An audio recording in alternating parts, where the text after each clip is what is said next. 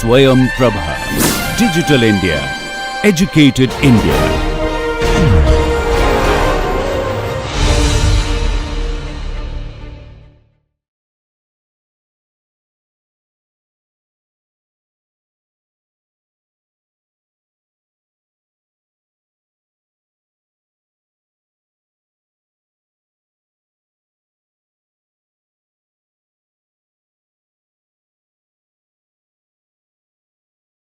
All right, good morning, good afternoon.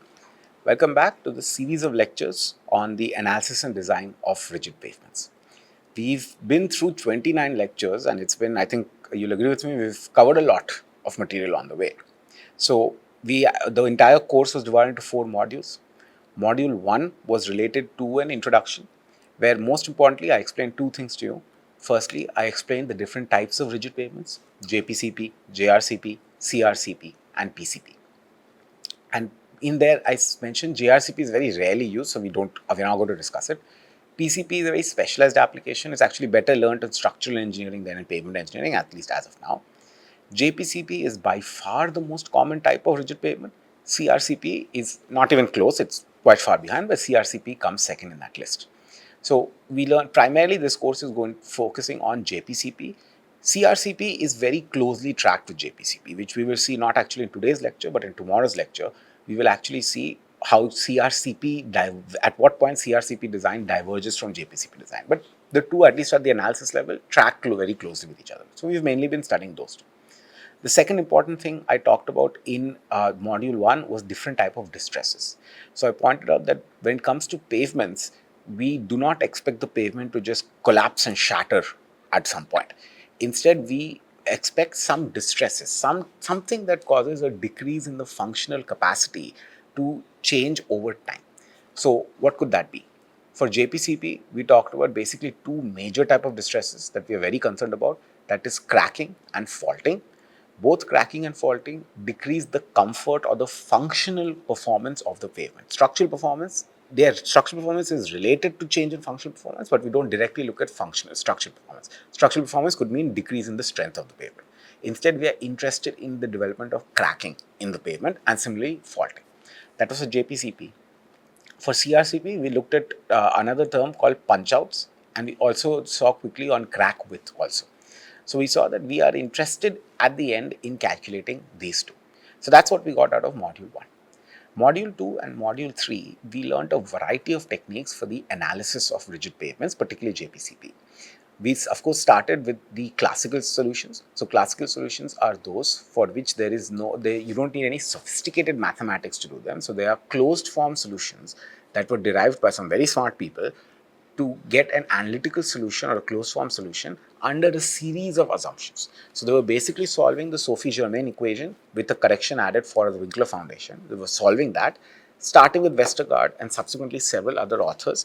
They came up with analytical solutions where when the load is placed on a slab, either near a joint or away from a joint, and the assumption was that except the joint that the load is near, all the other joints are very far away. So the large slab assumption.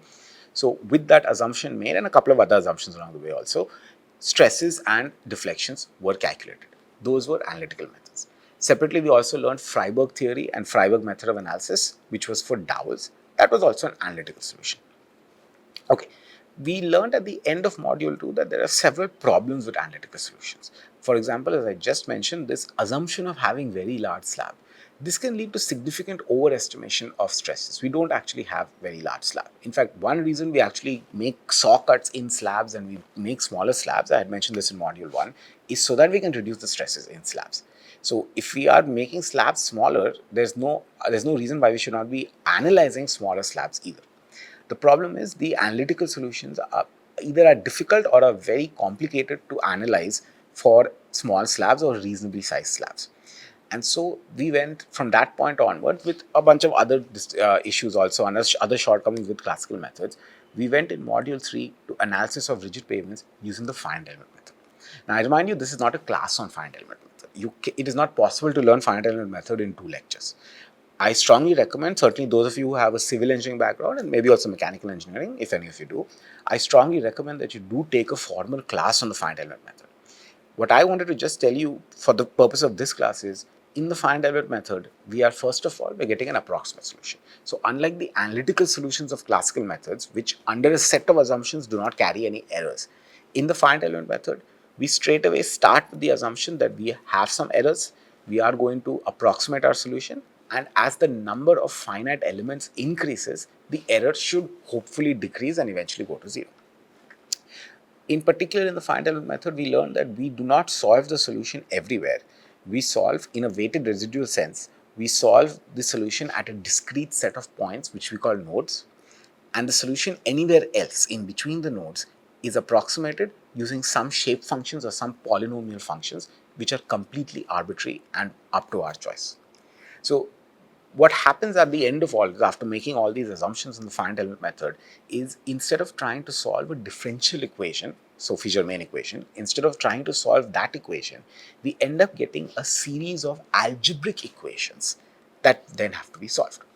Now, when I say series, I keep mentioning that we're not talking about 2 or 3 equations. We're talking about thousands, tens of thousands, lakhs of equations. So we have a lot of equations that need to be solved. They cannot be solved by hand. Neither do they have to be solved by hand. The biggest advantage perhaps of why the finite element method is now so popular in all areas of engineering is because computers are very good at solving these very large system of equations. So we actually don't have to do any of it by hand. We should know how it's done. We should have an understanding of the principles behind it. But in practice, we always have a computer program that takes care of these calculations for us. So we come up with these calculations. We basically write a computer program that does these calculations, and then we can calculate stresses again with some error.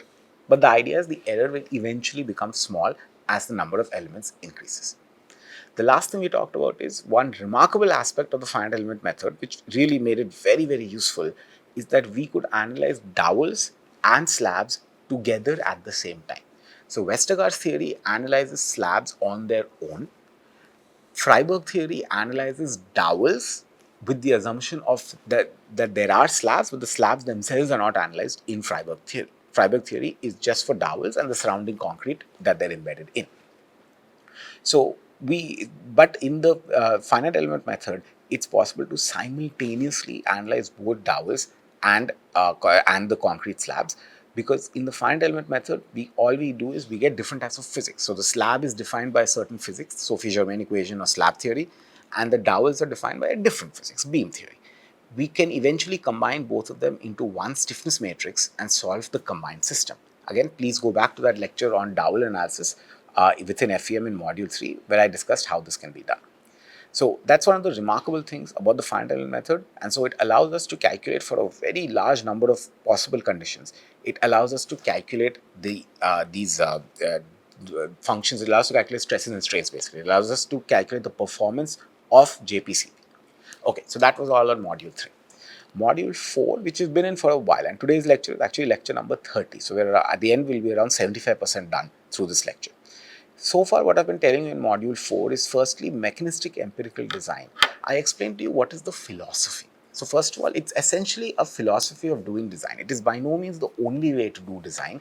Indeed, for the longest period of time, design of rigid pavements, and all pavements to an extent, design of rigid pavements across the world was done purely empirically. That is, it was based on experience of the past, sometimes scientific, sometimes not very scientific. Mechanistic empirical design is not an evolution of empirical design. It's a completely different philosophy of design, where the idea is we are going to combine our principles of mechanics or physics with some empirical observations of in-service pavements, not of specially created test tracks, but of in-service pavements. We combine our knowledge of these two to then develop and improve our analysis techniques for coming up with a good design. So the mechanistic part of it essentially means that if I have a JPCP section, I have some traffic. Now the traffic is not going to be applied once. We analyze rigid pavements through fatigue theory. So we actually have to analyze through multiple repetitions of loads. So for each repetition of the load, we calculate what is the stress, load plus climate. We calculate what is the stress. From that, we use an SN curve to calculate the allowable number of repetitions. Then we look at the traffic information. We take the actual number of repetitions, divide by the allowable number of repetitions, and we get the fatigue damage.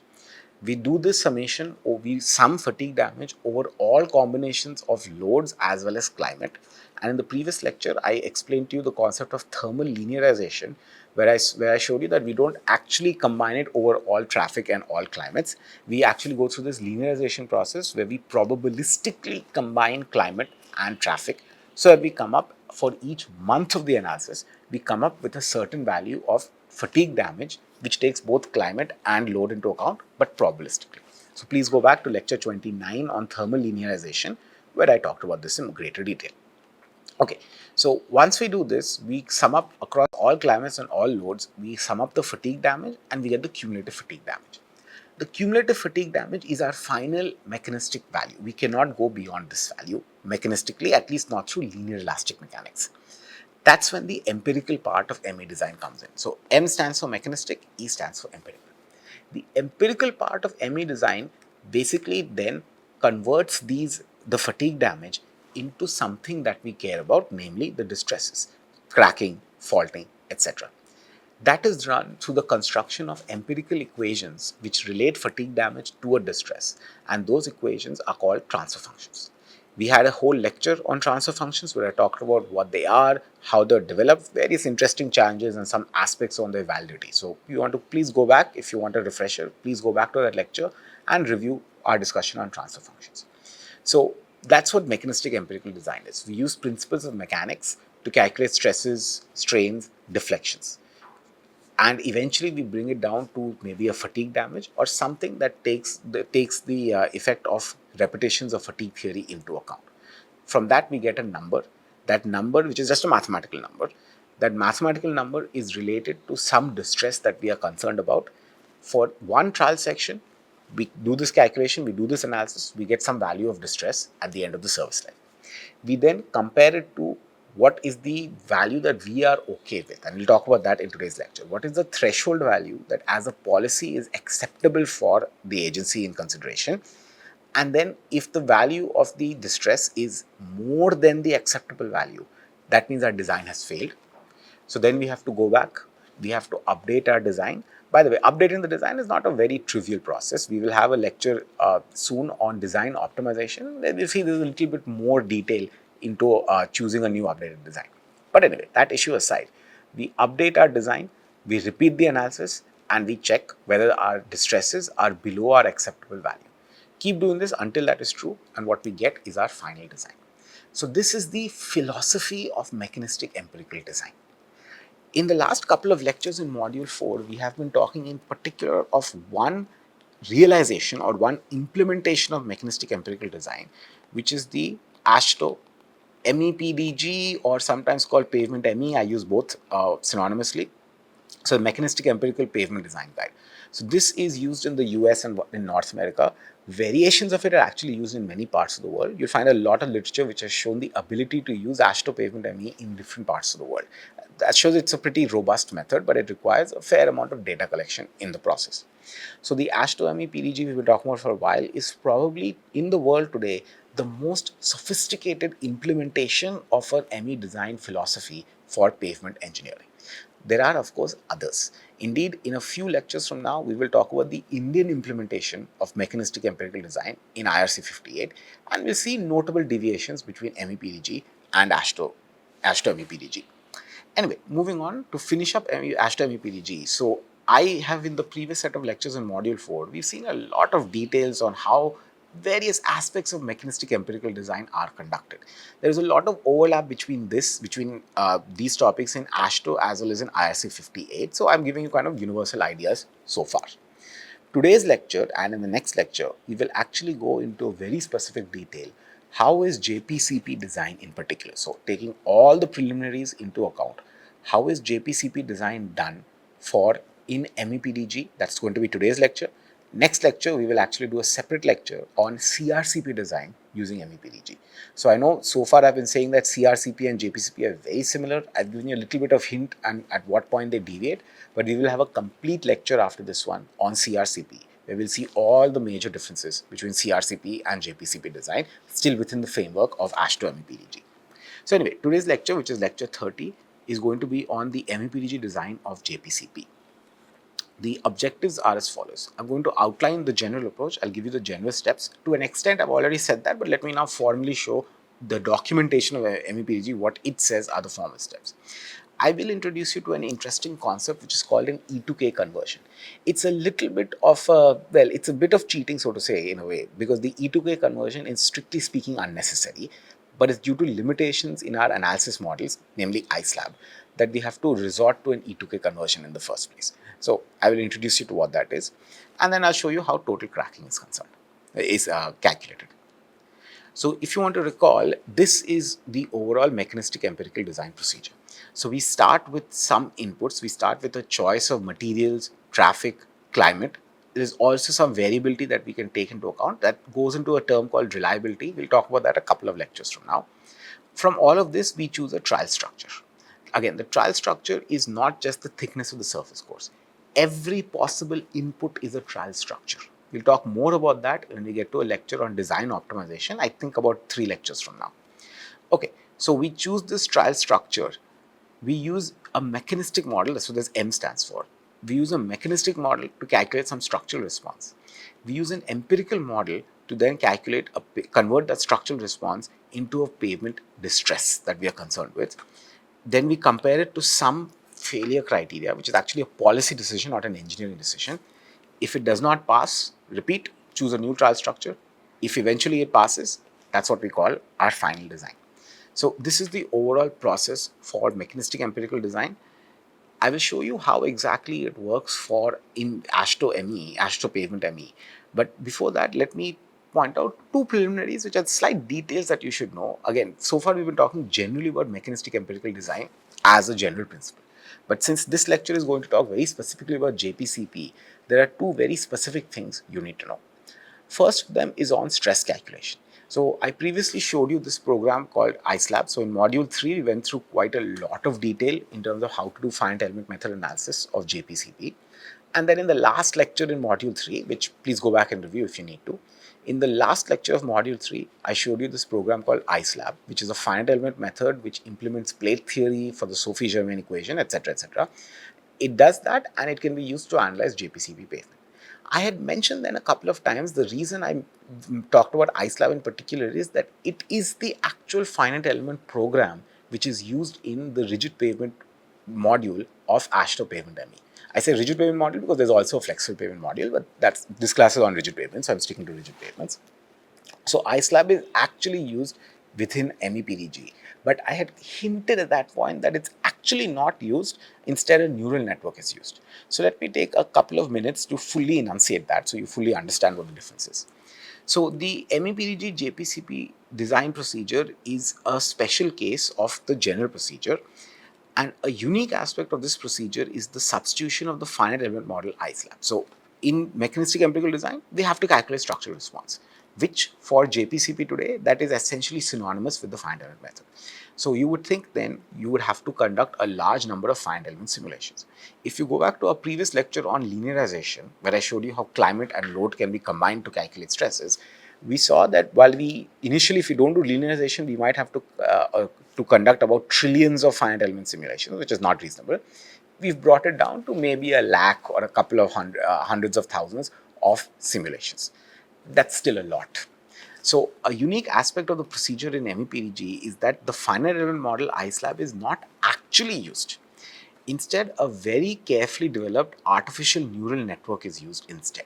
Now, just a little background on ANNs. Of course, I suspect many of you have already heard of neural networks because it's sort of the flavor of the day through machine learning and artificial intelligence. The basic idea of a neural network is that it is a non-parametric, non-linear regression model. So what the neural network looks as follows. So we have a set of inputs. So again, in the finite element method, we had a set of inputs: slab size, thickness, or slab stiffness in general. So slab size, temperature, slab stiffness, load, position of the load. We had a number of inputs that we could provide. And from those inputs, we put into finite element model and we get a critical stress. So what can be done is we can actually construct a table. Let's say we have 10 inputs. For each of those 10 inputs, we construct a table of different values of those inputs, and then we use ISLAB and calculate the critical stresses. We do this not once, not times, we do this thousands, hundreds upon thousands of times, and we construct a very large table of data. The idea behind using neural networks is as follows. Once you construct this data, you actually do not want to use a finite element model to do any further evaluations. Instead, you would like a relatively simple model that takes much less time to do a finite element calculation to calculate these solutions. So this principle of substituting a fairly sophisticated model with a relatively simpler model so that you can speed up your calculation. This principle is called surrogate modeling. The basic idea is that this simplified model acts as a surrogate to our full model. Of course, some amount of error will be carried forward. So it's a question of how good the model is. So what we have eventually is we have a number of inputs to IceLab. We have outputs, which are the critical stresses. We want to fit it ultimately into some simple parametric, some sort of simple regression model essentially. So some kind of simple regression model such that if the full finite element program analysis takes maybe 1 second or 2 seconds to perform, then our surrogate model, this linear regression model, not linear regression, this multilinear regression or this neural network model, this surrogate model takes maybe 1 millisecond to perform. So instead of 1 second per analysis, we now get 1 millisecond per analysis. Why does that make a difference? It seems like a very small difference. Millisecond, second, as human beings, you and I probably will not even recognize the difference between a second and a millisecond. But as I had mentioned in the previous lecture, for each analysis, not for the design, but for each analysis, which is an iteration of the design, we have to perform hundreds of thousands of simulations. So now if each simulation is going to take, just as a notional value, if each simulation is going to take 1 second, that is 1,100,000 seconds that we're going to have to wait just to perform this calculation for each iteration of the design. I will not tell you how many hours 1 lakh seconds are. I'll just tell you it's a lot. And it's not something that is reasonable. As engineers, we cannot wait so long to get a single design. Now look at it differently. Instead of 1 lakh seconds for one analysis, instead, if we can have only 1 millisecond per analysis, we have instantly gone to about instead of 1 lakh, so it's 100,000. If we then do have 1 millisecond, we lose these 3 zeros. So we've now gone to 100 seconds per analysis. You will agree with me that 1 lakh seconds and 100 seconds are very, very different from each other. As engineers, we cannot wait for 1 lakh seconds. It's just unreasonable. We can wait for 100 seconds. 100 seconds is a little under 2 minutes. So yeah, we can wait for 2 minutes for each analysis step to be performed. And then if you have a couple of maybe 5 or 6 iterations in our design, okay, that's maybe saying we're going to take 5 to 10 minutes for our analysis. That's reasonable. Not the number of days that it would take to do the analysis if we were using the full beyond finite element model. So the principle of surrogate modeling is that we take this higher order or this more sophisticated model and we train a simpler statistical model out of it such that the statistical model is still very accurate, at least reasonably highly accurate, but runs in a much shorter period of time. That's the principle of surrogate modeling, and that's exactly the principle which is used in IceLab. Now, what is an artificial neural network? You have to take a proper class on machine learning if you want to fully understand what a neural network is. The basic idea I'll give you is as follows. So we basically have some input layer which consists of our input. So I just mentioned that we have maybe 10 inputs to IceLab. So we might have 10 what are called neurons. We might have 10 neurons is the exact term over here. We might have 10 neurons in our input layer. Our output consists of one value, which is the critical stress. That's what we want to get out of IceLab. And the principle of a neural network is we have a number of neurons in between, and these neurons are all connected to each other in some way. It's a fairly complicated connection, but they're connected to each other in some way. That's basically what an artificial neural network is. And then there's a technique called backpropagation, which can be used to train these and figure out what are the parameters of the network. I'm not going to go into all those details. I'll leave it up to you to decide. All you need to know is that in a typical in the sort of neural networks which are used in pavement engineering applications, you will have hundreds of parameters which have to be trained. So we do have to collect a large amount of data. We have to do many runs of ASHTO-ME or of IceLab in order to generate these neural networks. Fortunately, the people who developed Pavement ME already did it. The remarkable thing, before I show you what are the neural networks exactly, the remarkable thing I want all of you to keep in mind is this was done in the 1990s. So today machine learning is very popular and there are a lot of resources, so you can have computing powers. Your own computers can actually do a fair amount of sophisticated calculation to training neural networks. In the 1990s, this was not the case.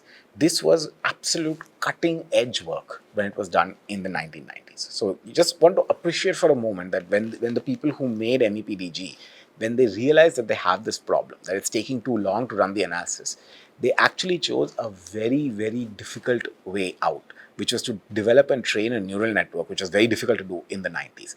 But they did it, and that's why today it's such a highly regarded and highly used analysis procedure. Okay, so let me tell you overall what is the procedure. The procedure in the pavement MEN, and this, by the way, I've taken exactly from the notes of MEPDG. So in this diagram which I showed over here, this was a general principle. Now what I'm going to show you is the exact documentation of MEPDG. What it says is the process. There is a pre-processing step. You select a trial design. What is the trial design? So far I've just been telling you trial design, but let me tell you what are the actual details which go into a trial design. Layer thicknesses, obviously, but also layer material properties. Joint spacing and load transfer. So what is the width of the slab? What is the type of load transfer? So is it based only on aggregate interlock? Is it based only on base friction? Is it also including dowels? Please go back to those lectures which we had on joints if you want a refresher of all these terminologies. Very importantly, whether we have a shoulder and if that shoulder is tied or untied. Again, I had mentioned to you what tied or untied shoulder is. Basically, when you have a tied shoulder, the shoulder is participating in load transfer, and so some of the stress is being borne by the shoulder. When you have an untied shoulder, there is no connection between the slab, the travel slab, and the shoulder, and so therefore there's no load transfer. So the presence of a shoulder and whether it's tied or untied, information about construction, that is month of construction, because we are interested in climatic effects, so we have to know the month of construction as well. So construction data, etc. So it's a very large number of items which can be chosen for the trial design, and then we load in some performance criteria. What is the maximum amount of cracking which is acceptable? What is the maximum amount of faulting? What is the maximum amount of IRI? IRI I had mentioned to you way back in module 1, the International Roughness Index. So it's a measure of smoothness, of how smooth the traveled way is or how smooth the road is. Please go back to that lecture if you want to get a refresher on IRI. Also provide any site-specific inputs. So example, what is the climate of the location? Go back to the climate lecture a few lectures ago where I showed you how MEPDG actually uses some reanalysis data to look at climate, and it uses the EICM to do further calculations. So climate information about the foundation, that is not just the type of subgrade, but how the moisture content and therefore the properties of the subgrade change from time to time. So that input has to be provided. What type of traffic considerations? We just looked at that a few lectures ago. We also have to provide a certain thing called a reliability level. I'm not going to talk about this. I've actually shown this to you in several lectures so far. We will have a separate lecture where we'll do a discussion on reliability analysis. So just understand it's some value which has to be put in. We will have a further exposition of what this value is a couple of lectures from now. So those are all the inputs.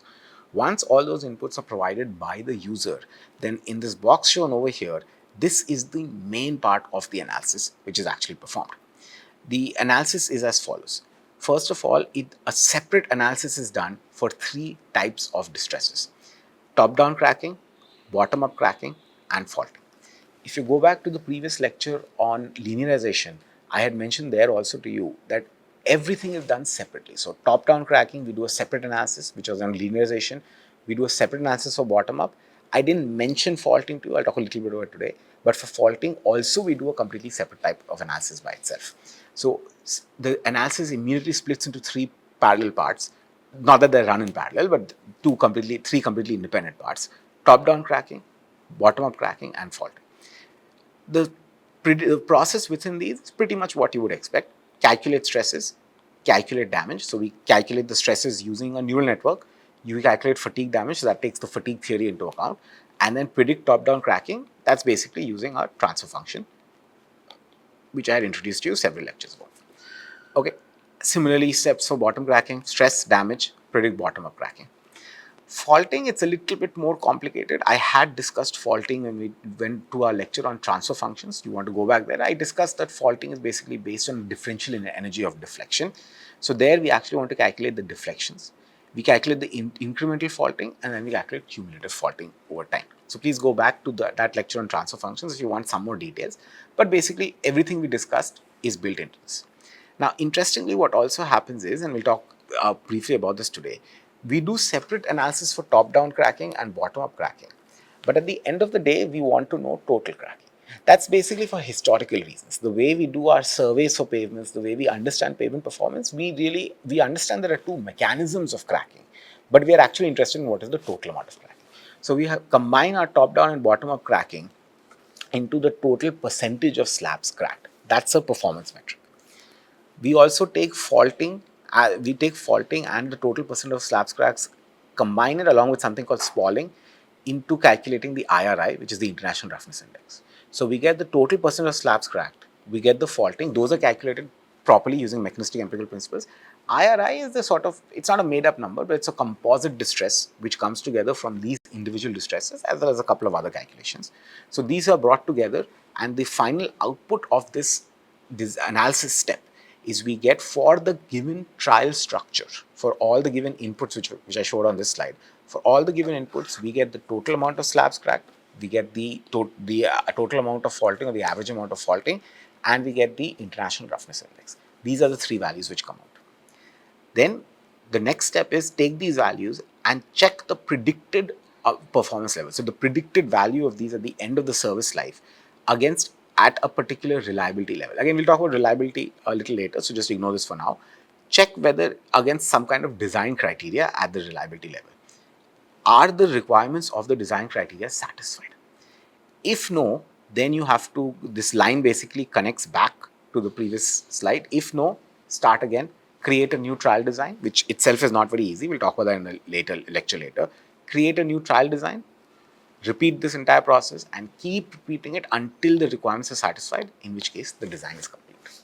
So this, you can see, is very much in line with the general mechanistic empirical philosophy that we talked about, but this was a more detailed discussion on it. And again, these were taken directly from the documentation which comes from this project called NCHRP. I should briefly just mention what this is. So NCHRP is a program in the US. It's kind of sort of a research program in the US.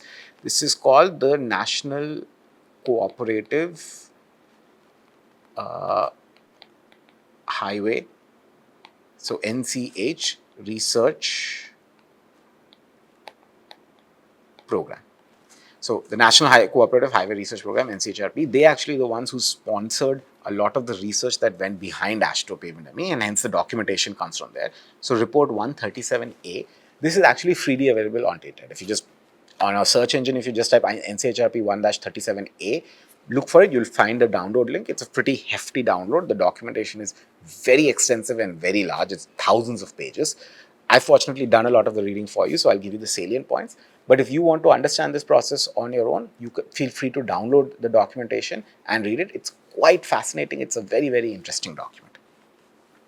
Okay, so I showed you what is the procedure. So let's just summarize that the general design, the design of JPCP in MEPDG consists of the following steps for each trial section. So we have to keep doing iterative analysis. So each analysis really, so all of this is basically analysis. Each analysis consists of determine what are the necessary inputs at the appropriate input levels. That can be level 1, level 2, level 3. I talked about this in one of the earlier lectures in module 4. Level 1 means we have all the details for that project. We have conducted very extensive testing and data collection. Level 2 means we have done some limited amount of data collection and we're using some correlation and some experience to get the required inputs. And level 3 is we don't know anything about it. We are just using some representative values or some reasonable values of the inputs and doing a preliminary analysis. So that's what level 1, level 2, level 3 is. So determine the inputs using the appropriate input level. Evaluate cracking and faulting. From cracking and faulting, as well as a couple of more calculations, evaluate IRI. Evaluate the distresses, that is evaluate IRI, cracking and faulting at the desired reliability. So we have to do a reliability analysis. Set this aside, we'll talk about this, I think 2 or 3 lectures from now, and then check against performance criteria. So that's the overall process that is followed for JPCP design within the MEPDG. Let's go into a little bit of detail for each of them. You want to recall that to calculate fatigue damage, we use the stress ratio. So basically, we calculate the stresses, and then for those stresses, we divide by the critical stresses. We divide the critical stresses by FCR, which is the tensile strength. This gives us the stress ratio. Using the SN curves then, for a given stress ratio, we can evaluate the fatigue damage. So basically from SN curves, for a given stress ratio, we get the allowable repetitions, the number of allowable repetitions. Using our traffic information, we take the actual number of repetitions divided by the allowable repetitions, and then we call that fatigue damage. We calculate the cumulative fatigue damage across all climate, across all loads, and we get the cumulative fatigue damage, and from the CFD, we use a transfer function to calculate any desired stresses. Now, as we talked about previously, a JPCP section we essentially use linearization for traffic and input. So that was what we talked about in the previous lecture. That how do we actually consider the combined effect of traffic and climate? We use this topic of linearization. Now, a JPCP section will typically be multi-layered. That's an important thing. I've been mentioning it several times as of now. So a JPCP section, the one, you could always do it that you could have a slab on grade, that you can have your concrete slabs sitting directly on the subgrade. That's an old construction method. That's generally not used anymore. In practice, you will have at least a base layer. The purpose of the base layer, which again I mentioned earlier, but let me remind you again, the purpose of the base layer is not really to participate in load transfer. Majority of the load is carried through flexure action of the slab itself. But the purpose of having the base layer is actually to provide a stable platform for construction. So generally, we will always have at least one base layer, but for other functional aspects, for example, drainage, it is not unusual to have a large number of layers. When we get to the lecture on IRC 58, that's the Indian design practice, we actually have some very specific recommendations in the Indian practice on how to design rigid pavements, where the number of layers and type of layers is actually very strongly specified. So we'll see a little more detail when we get to that point. But for now, what you have to understand is in a realistic JPCP pavement that we have to design, it is generally going to be multi-layered. It's not going to be one layer on subgrade for sure. It will be at least two layers on top of the subgrade, surface and base course. Typically, it can be multiple layers. You can have a sub base, you can have a drainage layer, etc. You'll have a variety of different layers. Okay, so for each layer of the subgrade, as we talked about previously, we basically are going to analyze each layer as a plate. Whether that's right or wrong is a different question, but we generally, the practice in the MEPDG is that each layer is going to be analyzed as a plate. So for each layer, we have to know the values of E, nu, and H. That is the Young's modulus, the Poisson ratio, and the thickness, or at least the trial thickness. We have to know these values. For the subgrade, we have to know the K value. As I mentioned previously, these can be estimated using level 1, level 2, and level 3 design, where level 1 is where we use the actual materials, we perform very detailed lab experiments as well as very detailed field trials, and that's how we get level 1 data. Generally not done in practice. Level 2 is where we've done some easy testing, for example, CBR or sieve analysis. We've done easy testing. CBR, I hope all of you studied, California bearing ratio.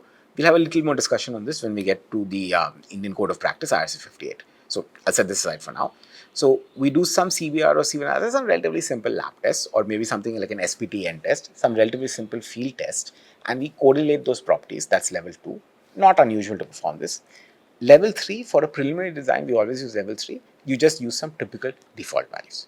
I had talked about this in the introductory lectures in module 4, so please go back and review it there.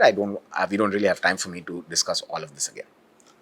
Okay, and then you want to recall that within the pavement ME, the EICM, which we also studied about 2 lectures ago, the EICM then solves for the temperature as well as the moisture. So I pointed out the EICM, the enhanced part of it, is that it's actually an enhanced integrated climate model. So it consists of the CMS model, which is for the surface layer, which is only calculating temperature.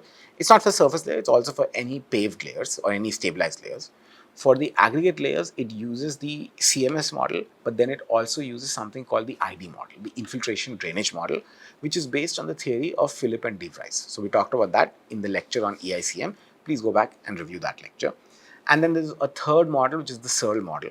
And the Searle model, CRREL, the Searle model takes into account the effect of frost heave and certain effects for cold, relevant to cold regions. Okay, so we talked about that, so that is also used within the analysis. So all the inputs that we talked about in the previous lecture for linearization. For linearization, we need to know traffic inputs, for which we need to collect traffic data. We need to know climate inputs, for which we use the EICM, and we had a separate lecture discussing the EICM. The reason I'm repeating this is all of these come into play. So now that we're looking at how JPCP design is actually done using Pavement ME, we're actually collecting all these pieces of knowledge that we learned so far going through this class. Thus, for the E and K values for the such layers is then adjusted according to moisture. So knowing knowing the moisture and temperature conditions for the aggregate layers, the program automatically adjusts the E and K values on a monthly basis. Because as you probably know or should know, at least for soils and even for aggregate layers, depending on the moisture content, sometimes depending on the temperature, the elastic properties do change. So the Pavement ME is very sophisticated in that respect. It has models that take into account all these differences. So the EICM is going to calculate for aggregate layers what is the moisture content as well as the temperature, and then it will automatically apply certain correction factors to the taking these into account to know the properties of the layers, that is of the subgrade layers, that is the elastic modulus of everything, all the aggregate layers, and the K value of the subgrade layers. So all that analysis is done automatically within the MEPDG. Okay. Now, based on the linearization position, the fatigue damage is evaluated incrementally. That's an important term which I just want to highlight over here, that Pavement ME does an incremental fatigue damage analysis, and the increment is actually for every month. So although the EICM does calculates temperature for every hour, through the linearization procedure, which we talked about in the previous lecture, through the linearization procedure, we actually get a fatigue damage for each month. So Pavement ME is an incremental damage model where for every month of the analysis, we calculate the fatigue damage. The reason I'm highlighting this incremental damage approach is when we get to IRC 58, that is the Indian practice, we actually do not use an incremental damage approach. We just use a total damage approach. So I will do a contrast with it at that point of time. I just wanted to give you a preview of it at this point. Okay, so based on the linearization procedure, the fatigue damage is evaluated incrementally over each month of the analysis period. For each axle load and each axle configuration, several stress evaluations are necessary. We talked about this in our previous lecture on linearization. And because that is very computationally demanding, we have to conduct, through linearization, we still have to conduct maybe 100,000 evaluations. Therefore, we need this neural network. So let me just summarize what the neural network does, and before that, let me tell you what the critical loading locations are. So the critical loading locations are as follows. We had seen this previously also, but when we looked at linearization, but just as a reminder, so we have a shoulder which could be tied or untied, and those are two separate things we'll look at separately. So just keep that in mind. We could have a tied shoulder or an untied shoulder. Our traffic is mainly on what we call the traffic lane, or sometimes it's called an outside lane. For if we have a single axle, the single axle is placed such that it is in the middle of the slab in the longitudinal direction. So in the direction parallel to the traffic, it is placed in the middle of the slab.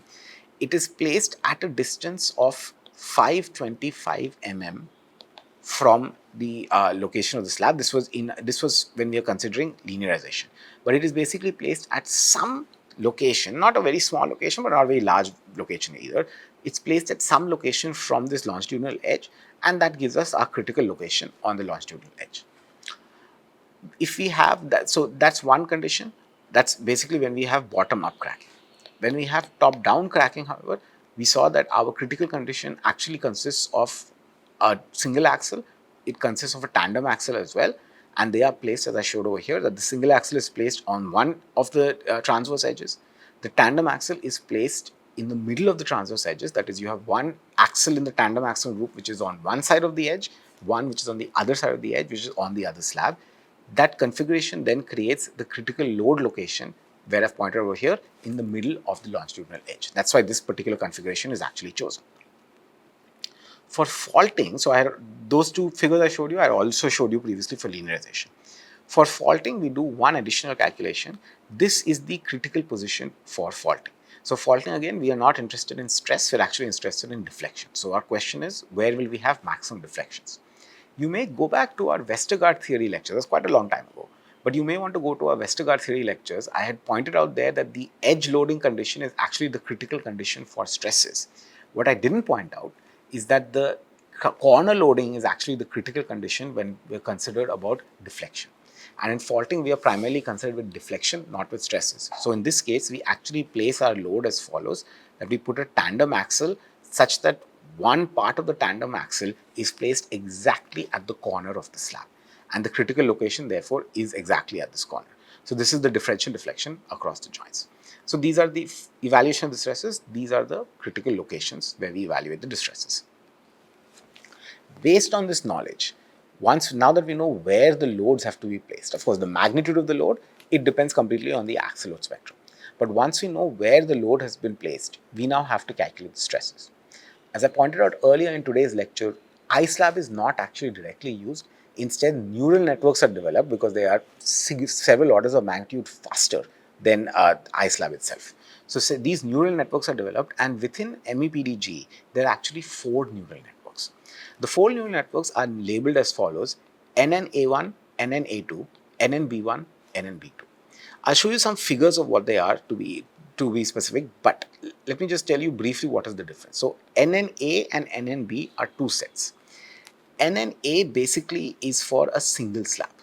So that is when we have untied shoulder. So if you're interested in a slab and we do not have any tied shoulder, that is the shoulder is not participating in load transfer, then we have 2 sets of neural networks NNA. So this is for NNA. On the other hand, when we do have a tied shoulder, that is we have a slab and we have a shoulder and there is some tie bars in between, so some amount of load transfer is happening between the slab as well as the shoulder. This condition is the NNB condition. So this is the A-type neural networks and the B-type neural networks. Now, so that's what this is so B-type is a 2 slab system, which they call system B, hence the name NNB. And then A-type for system A is a single slab system. So single slab, 2 slab, these are the 2 cases of the neural networks that are considered. Now, what is 1, 2? 1, 2 is for single axle, 1 is for single axle loading, 2 is for tandem axle loading. You'll note that in NNA1 and NNA2, temperature curling is incorporated. And in NNB, the B type of NNB1 is for single axle, NNB2 is a 2 slab system subject to single wheel loading. So there's single wheel loading and then single wheel loading over here. We'll see the difference in a second. I'll show you the figure. There's a slight difference between these two. So let me show you the figure. So this is type A. This is NNA. NNA, I remind you, single slab. NNA1, which is what you're seeing over here, is for a single axle. Always what is considered in pavement ME is single axle dual wheel. That's also typically, if you look at the wheels of any truck in practice today, modern trucks, they're all dual wheels. Cars are the ones which tend to be single wheels, but cars we already mentioned, we do not consider it. So anything less than class 4, we don't consider it. So NNA1 is basically what's shown over here. So we have some variation in terms of the axle configuration. So there's some numbers over here. These are, by the way, in inches because that's what they use in the US, hence the documentation has that. It's placed at some distance from the edge. We'll talk about this some distance. There's a concept called wander, which we still haven't talked about. We'll talk about it a little later in the next lecture. And then, of course, you have some amount of slab size, so L. The assumption is that this is placed at the middle. So you have here L over 2 on either side. Now, this is for NNA1, NNA2, where we have a tandem axle. This is what the configuration looks like. Here also, in this case, it is assumed that the first axle of the tandem axle group is actually placed at L over 2. It's placed at some wander or some lateral placement distance, and then you have some values of what the different dimensions are. So that is NNA1 and that is NNA2. Now let's look at NNB1 and NNB2. So B, again, the type B is 2 slabs.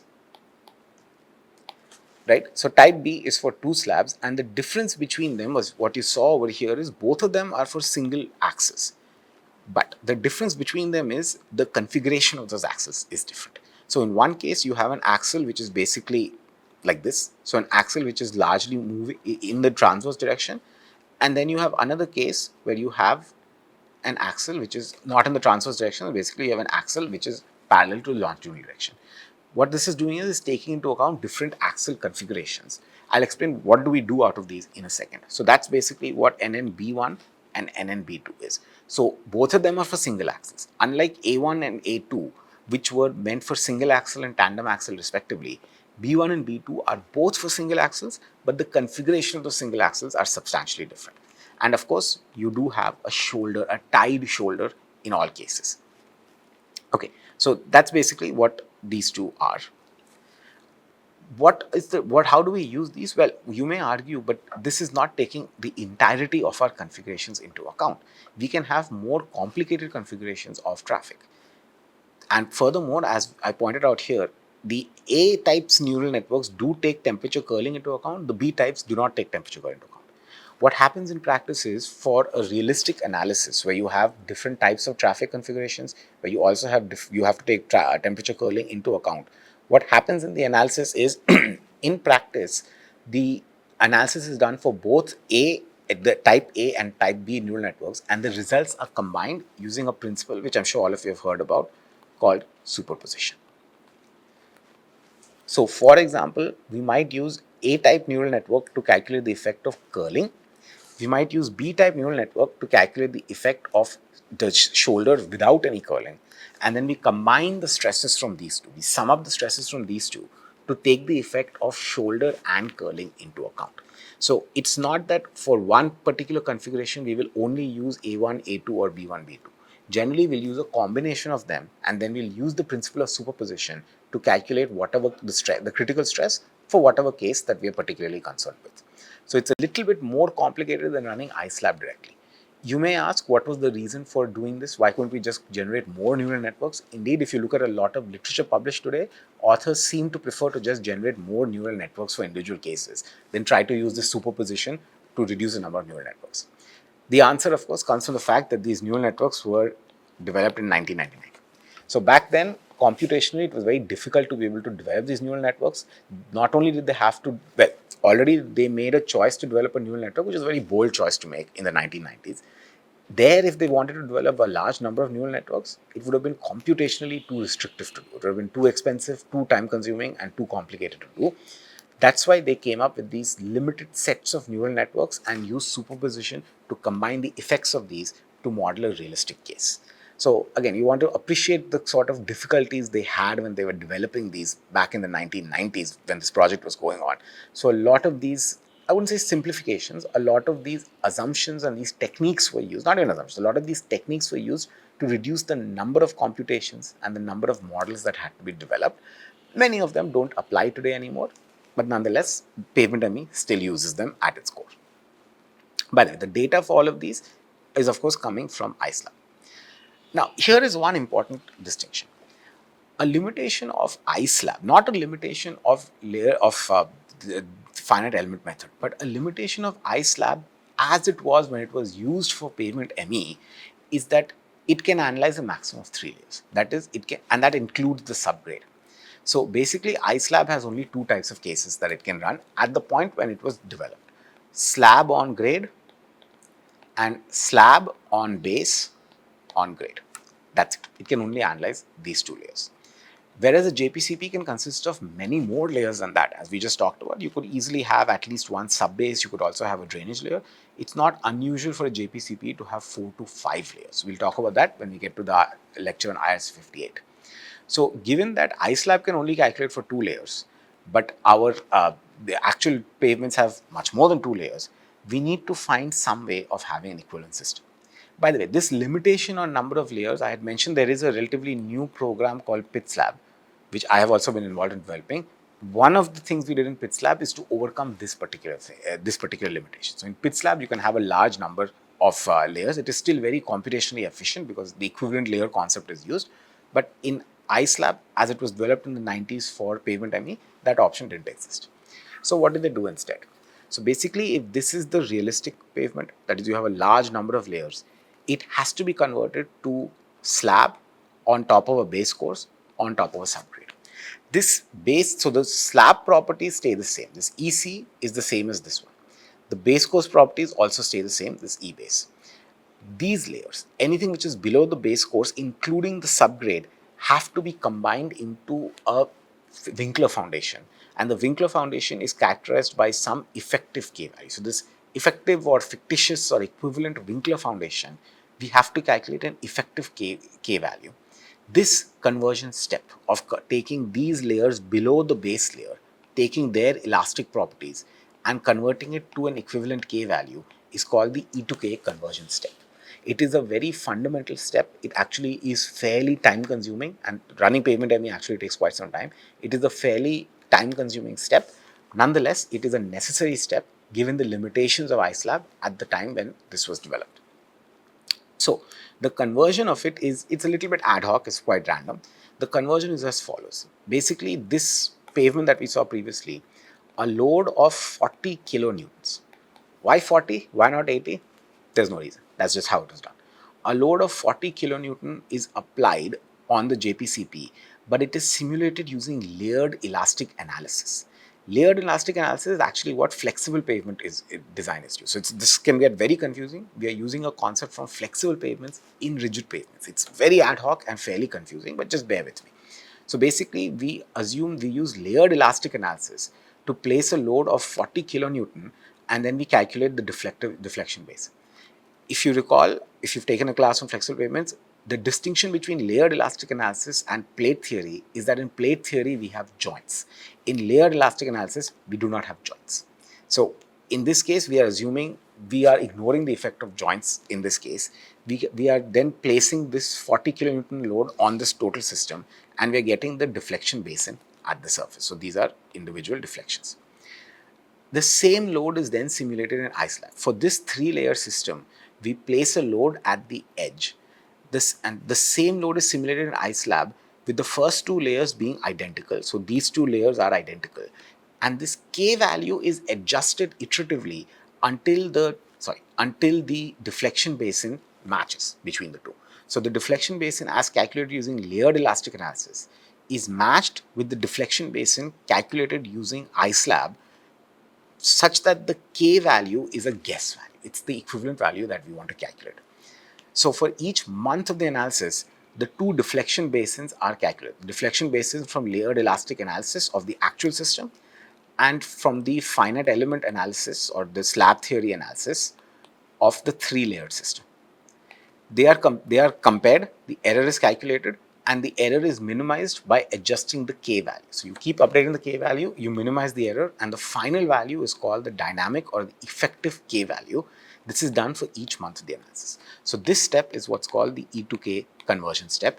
It is done so that we can analyze this multi-layered system within the limitation of iSlab, that is, it can do a maximum of 2 layers on top of the subgrade.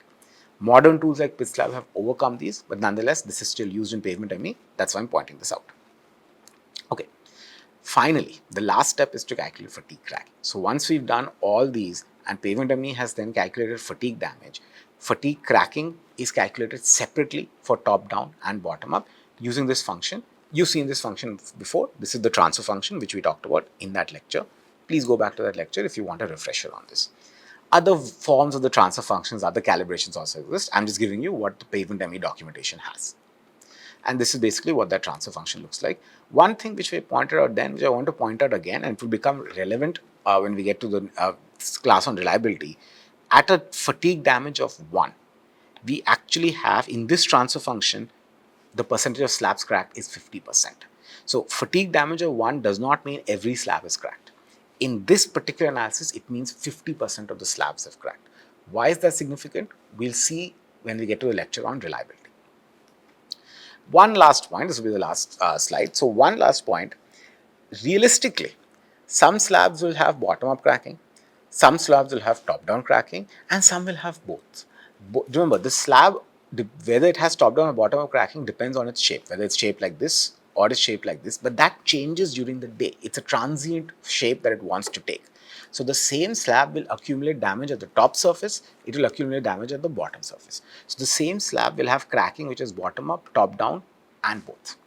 If we simply add, so we calculate the number of slabs cracked in bottom up, calculate the number in top down. If we simply add the two, we will actually be double counting the slabs which have both top down and bottom up. To avoid doing that, the total cracking is the number of slabs cracked for bottom up plus the number of slabs cracked for top down. This number, by the way, is a percentage. So percentage of slabs cracked bottom up, cracked top down, minus the slabs which are both top down and bottom. That is, we only want to count them once.